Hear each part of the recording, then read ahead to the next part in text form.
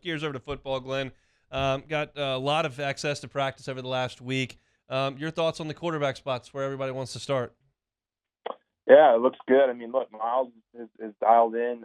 They had a nice little 11-on-11 session during that 2-hour practice we got to watch on Saturday, and he was kind of leading the ones. They had him in there as the starter with the starting lineup, and it was with the first team, and led them all the way down the field. They didn't punch it in the end zone, but he made some nice throws. Dre Jenkins caught a nice 65-yard pass in those drills as well. He's looked good.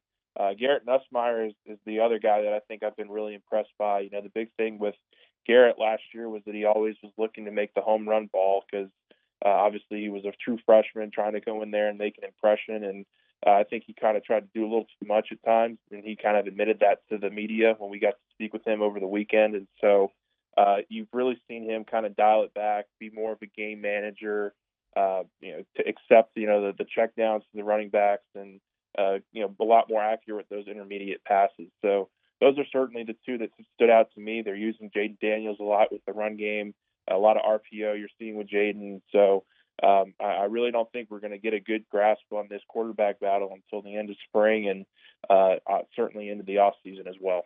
Would you be surprised if when they play the first game against Florida State, if all four of these quarterbacks are still on the team? Yes, I would. I would be. I think what you're probably going to see is one of the two veteran guys maybe move on to another program. That would probably be the most likely scenario for me that would play out.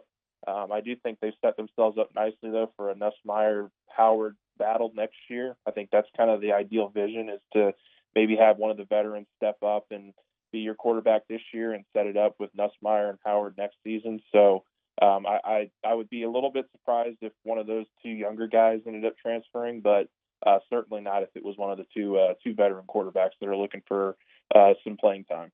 Anything stand out in the offensive line? Yeah, I mean, look, the offensive line is going to be a work in progress. They've rolled out a pretty consistent lineup. They've put Xavier Hill, Marcus Dumerville, Charles Turner, Cardell Thomas, and Cam Wire as pretty much their starting rotation in some of these early practices. Obviously, they're mixing in Miles Frazier a lot as well. He's going to play one of those tackle positions, and so I think they're still doing some mixing and some matching, trying to find the right combinations. But they seem to be holding up well. I mean, you can only learn so much in some of the drills that they're doing. But Brad Davis has done a phenomenal job of coaching them up, and he really is kind of grilling into these players. That's the one thing during these practices that media has never really gotten a chance to see, but. These coaches are fired up. They're coaching these guys, and they're giving a lot of energy out there, and that's honestly a really, really cool thing to see. Chatting with Glen West from LSU Country. The last thing here, Glenn, defensive line seems like they've got a lot of talent and a lot of depth. Is that something you've noticed out there? Oh yeah, I mean, look, if Mason Smith and Jacqueline Roy aren't on your all-SEC ballots by the end of the year, next season, there's going to be something that went wrong. Those guys look absolutely dominant right now. Obviously, you throw in Ollie Gay and B.J. Ojulari with that front four. It's going to be a really, really deep and talented defensive line. I certainly think it's going to be a strength of this team and of this defense. You're going to roll a lot of guys out there. I would certainly expect you have a solid rotation. You could probably throw Jacoby and Guillory into that mix. He looked pretty good. Obviously, Joseph Evans is a guy that could come back and look really solid as well.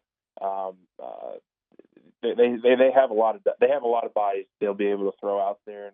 And just from watching their one-on-one battles with the O-line on Saturday, these guys are going after each other, and it looks like it's been really good, friendly competition and really fun to watch as well. Glenn, we appreciate some time. Awesome. I appreciate it, Hunt. Thanks. Thanks so much for watching Hunt Hill on YouTube. Now do us a favor. Hit the red subscribe button below and throw us a like. See you next time.